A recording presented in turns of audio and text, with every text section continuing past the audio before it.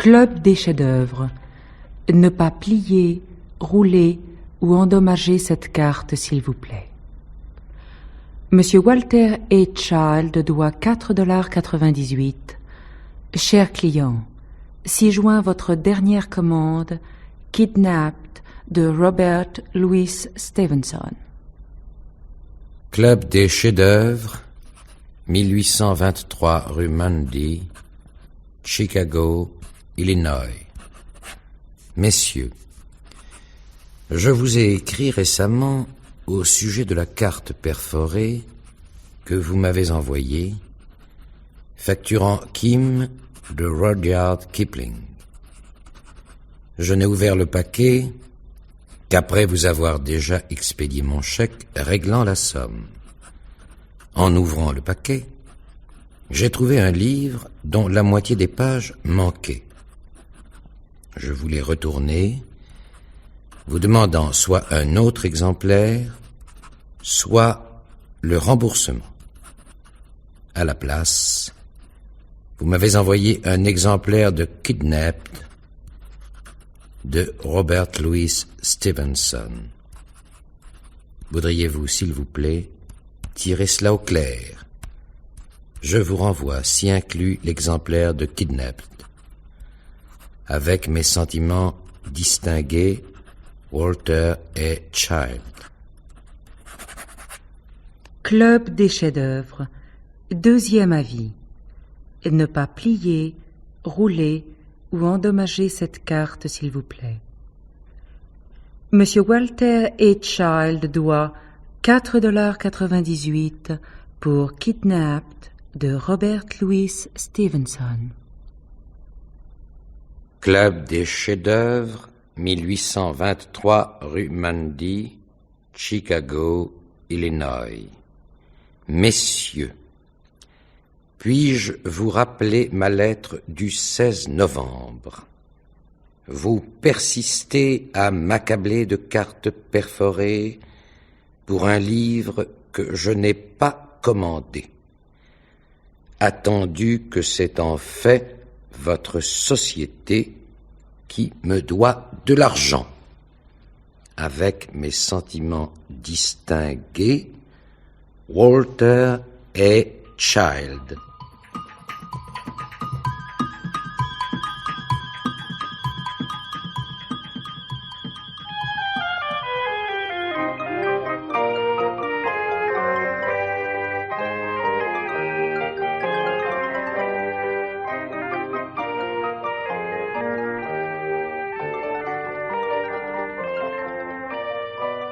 Club des chefs-d'œuvre, 1823 rue Mundy, Chicago, Illinois.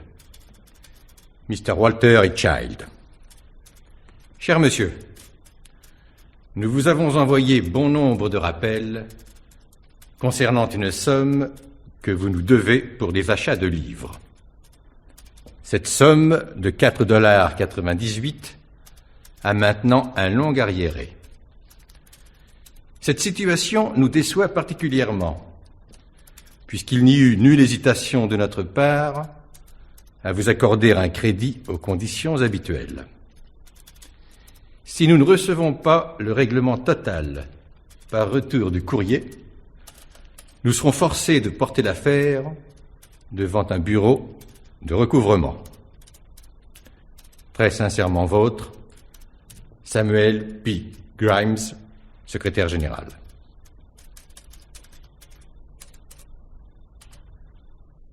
Cher Monsieur Grimes, auriez-vous l'obligeance de cesser de m'envoyer des cartes perforées et des lettres types?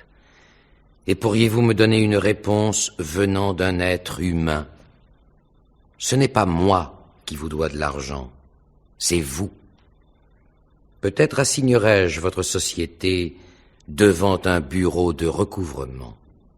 Walter A. Child. Mr. Walter A. Child. Cher monsieur, vous avez semblé ignorer nos requêtes courtoises en vue de régler votre long arriéré avec le club des chefs-d'œuvre qui s'élève maintenant, avec l'accumulation des intérêts et des charges, à la somme de $7,51. Si le règlement complet ne nous est pas parvenu le 11 avril 1966, nous nous verrons forcés de porter l'affaire devant nos avocats pour un recours immédiat aux tribunaux. P. Grimes.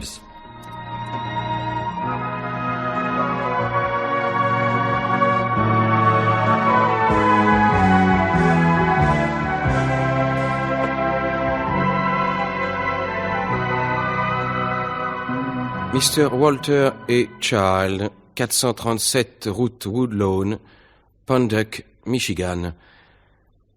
Cher monsieur, vos dettes envers le club des chefs-d'œuvre nous ont été transmises dans le but d'un recouvrement par voie légale. Ces dettes s'élèvent maintenant à $10,01. Si vous voulez bien nous envoyer cette somme afin que nous puissions la recevoir avant le 5 mai, l'affaire sera close. Toutefois, si nous ne recevons pas complète satisfaction à cette date, nous prendrons des mesures par l'intermédiaire des tribunaux. Je suis persuadé que vous verrez l'avantage d'éviter un arrêt qui, inscrit à votre casier judiciaire, ferait un tort durable à votre crédit. Très sincèrement vôtre, Hector M. Prout Jr., avocat à la Cour. Cher Monsieur Prout, vous ne pouvez deviner le plaisir que j'ai dans cette affaire à recevoir une lettre d'un être humain vivant à qui je peux expliquer la situation. Toute cette affaire est stupide. Je l'ai expliqué en détail dans mes lettres à la Société du Club des chefs-d'œuvre, mais j'aurais aussi bien pu essayer de convaincre l'ordinateur qui émet leurs cartes perforées. En bref, la vérité est que j'ai commandé un exemplaire de Kim, de Rudyard Kipling, pour $4,98. Quand j'ai ouvert le paquet qu'ils m'ont envoyé, j'ai trouvé le livre avec seulement la moitié de ses pages, mais j'avais auparavant expédié un chèque pour le paiement. Je leur ai renvoyé le livre, demandant soit un exemplaire complet, soit le remboursement. À la place, ils m'ont envoyé un exemplaire de Kidnapped de Robert Louis Stevenson que je n'avais pas commandé et qu'ils ont tenté de me faire régler. J'attends encore le remboursement de ce qu'ils me doivent pour l'exemplaire de Kim que je n'ai pas eu. Voilà toute l'histoire. Peut-être pourrez-vous m'aider à leur faire entendre raison. Obligeamment vôtre, Walter A. Child. Post-scriptum, je leur ai également renvoyé l'exemplaire de Kidnapped dès que je l'ai reçu, mais cela n'a rien arrangé. Ils ne m'en ont même pas accusé réception. Mr. Walter A. Child. Cher monsieur, je ne possède aucune information indiquant qu'un livre acheté par vous au club des chefs-d'œuvre ait été renvoyé. J'ose à peine penser que si tel avait été le cas, le club des chefs-d'œuvre se serait adressé à nous pour recouvrer la somme que vous leur devez. Si je ne reçois pas votre règlement complet dans les 3 jours, soit le 12 mai, nous serons forcés d'engager l'action légale. Très sincèrement vôtre, Hector M. Prout Jr.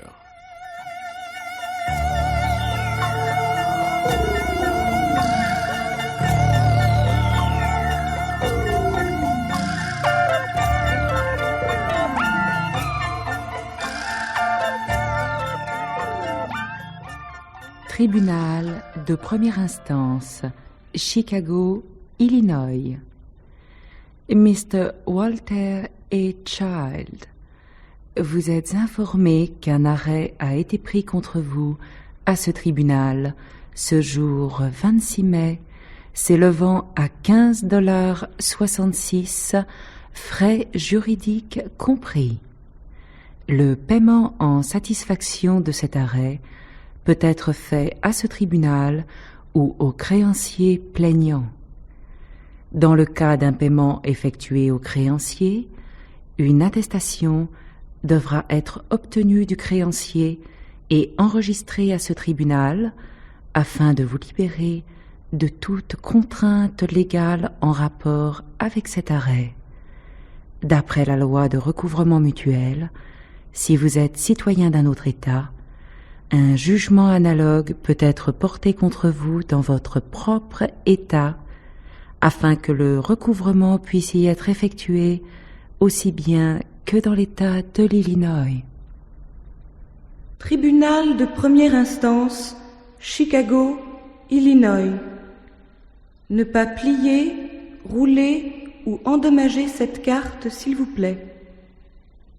Un arrêt a été prononcé ce jour, le 26 mai, pour $15,66 contre Child, Walter A., 347 route Woodlawn, Panduck, Michigan. Veuillez enregistrer le jugement, référence, code 941. 437 route Woodlawn, Panduck, Michigan. Grimes, cette affaire a assez duré comme ça. Je dois aller à Chicago demain. Je vous y verrai et nous éclaircirons cette histoire une fois pour toutes. Qui doit à qui et combien? Votre Walter A. Child.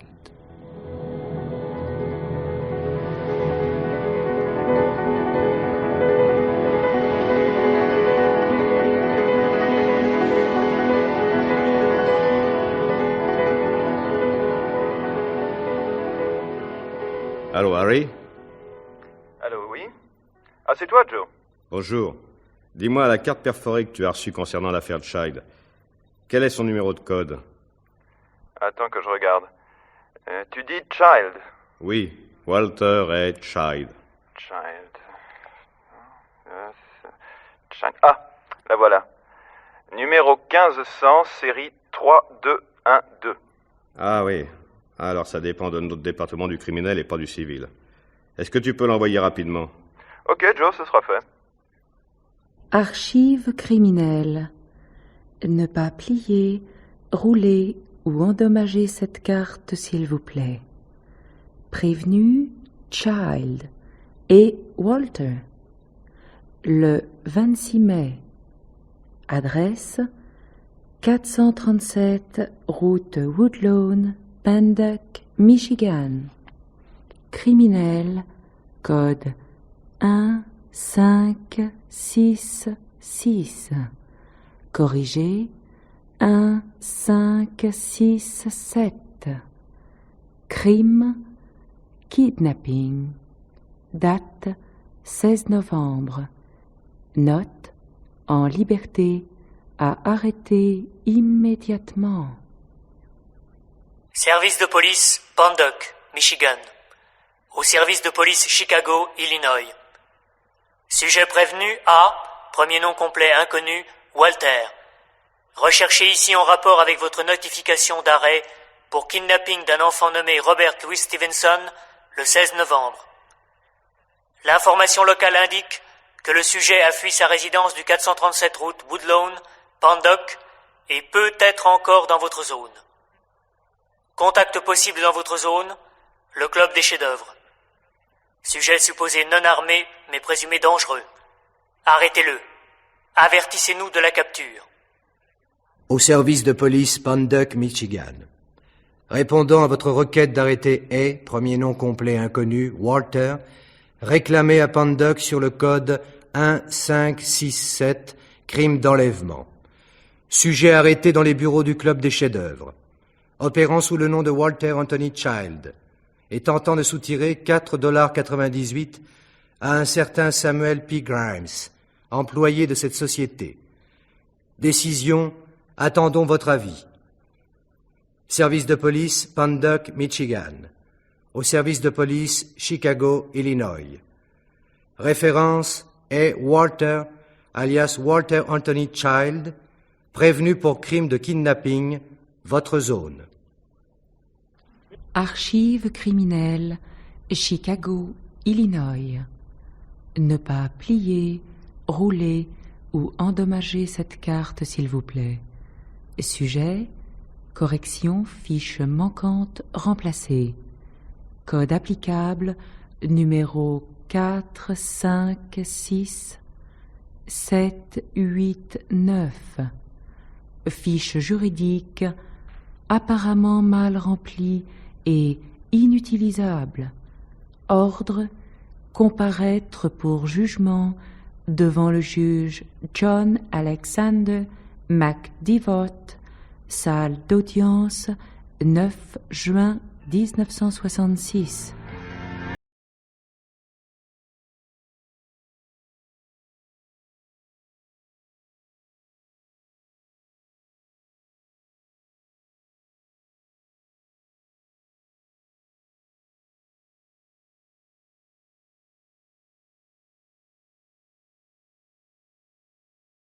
Bonjour. Bonjour, monsieur le juge. On m'envoie un prévenu pour être jugé jeudi matin, mais la copie du dossier est apparemment mal faite. J'aurais besoin d'informations. Qui est la victime du kidnapping? Et a-t-elle subi des sévices? Ne quittez pas, juge, je vais voir.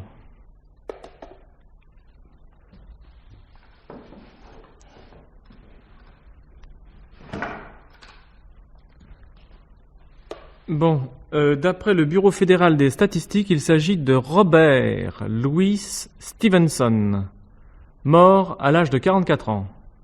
Mort, vous dites? Il a tué sa victime, ce Child Walter quelque chose? Écoutez, Jack, la victime de ce kidnapping a apparemment été massacrée. Compte tenu de l'étrange manque de pièces d'information sur le meurtrier et la victime, et également sur l'âge de la victime, ça sent à mon avis le règlement de compte. Ceci pour votre information, ne me citez pas. Ah, il me semble pourtant que Stevenson, la victime, a un nom qui évoque en moi une faible résonance. Probablement, c'en est un de la bande de la côte Est, puisque ce que cette association d'idées suggère à ma mémoire, c'est quelque chose comme des pirates. Sans doute les malfrats des docks de New York, et il doit y avoir autre chose sur un trésor enfoui. Enfin, comme je vous l'ai dit, ce n'est que de la spéculation pour votre gouverne. Si je peux vous être utile à quelque chose... Michael R. Reynolds, avocat à la cour. Cher Tim, désolé, impossible d'arranger la partie de pêche. J'ai été désigné au tribunal ce matin pour défendre un homme qui doit être jugé demain sur une accusation de kidnapping. J'aurais pu tenter de me rendre libre, et McDevott, qui rend le jugement, m'aurait probablement fait remplacer. Mais ceci est l'histoire la plus invraisemblable que tu aies jamais entendue. L'homme qui doit être jugé semble avoir été accusé, mais aussi déclaré coupable à la suite d'une série d'erreurs trop longues à te raconter. Il n'est non seulement pas coupable, mais il a subi un dommage indiscutable de la part d'un des plus grands clubs de livres d'ici, Chicago. Et c'est une cause dont j'aimerais bien m'occuper. Cela ne devrait pas prendre beaucoup de temps. J'ai demandé à voir McDevott demain, avant l'heure du jugement, et il n'y aura qu'à lui expliquer l'affaire. Puis je pourrai discuter à loisir des dommages et intérêts avec mon client. On va pêcher le prochain week-end? À toi, Mike.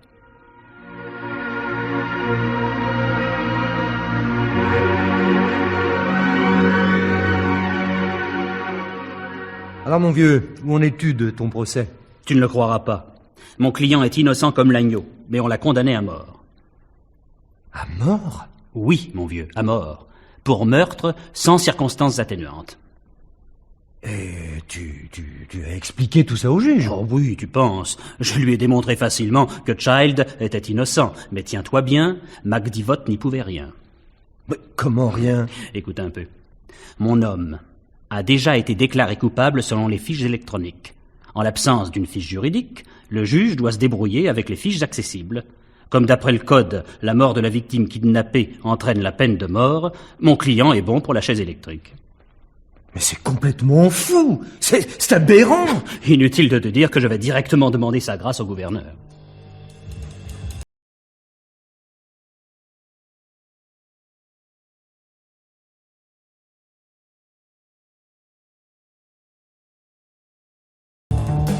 Bureau du gouverneur de l'Illinois, 17 juin 1966. Mr. Michael R. Reynolds. Cher monsieur, En réponse à votre requête sur le recours en grâce de Walter A. Child, je me permets de vous informer que le gouverneur est encore en voyage avec le comité des gouverneurs du Middle West pour visiter le mur de Berlin. Il sera de retour vendredi prochain. Je lui soumettrai tout de suite votre requête et vos lettres. Très sincèrement vôtre, Clara P. Gilkes, secrétaire du gouverneur.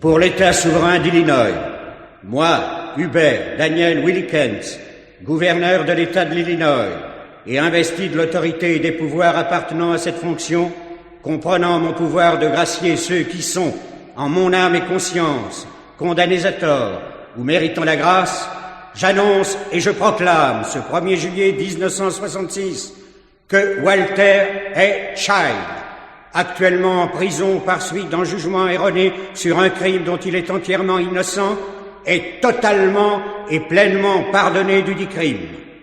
Et j'engage les autorités responsables ayant la garde du dit Walter A. Child, dans quelque endroit qu'il soit retenu, à le libérer sans que soit mis aucun obstacle à son départ. Service des communications interdépartementales. Ne pas plier, rouler ou endommager cette carte, s'il vous plaît. Inobservation des règles d'acheminement du document. A. Gouverneur Hubert Daniel Willikens. Pour grâce accordée à Walter A. Child, 1er juillet 1966. Cher chef de service, vous avez omis de joindre votre numéro de référence. S'il vous plaît, présentez à nouveau le document avec cette carte et la formule 876, expliquant vos droits à mettre extrême urgence sur ce document. La formule 876 doit être signée par votre supérieur. Présentez à nouveau cette demande. La date d'ouverture des bureaux du service des communications est mardi 5 juillet 1966. Avertissement. La non-présentation de la formule 876 avec la signature de votre supérieur peut vous rendre justiciable d'une poursuite pour abus d'un service du gouvernement de l'État. Un mandat d'arrêt peut être lancé contre vous. Il n'y a pas d'exception. Vous êtes prévenu. Gordon R. Dixon.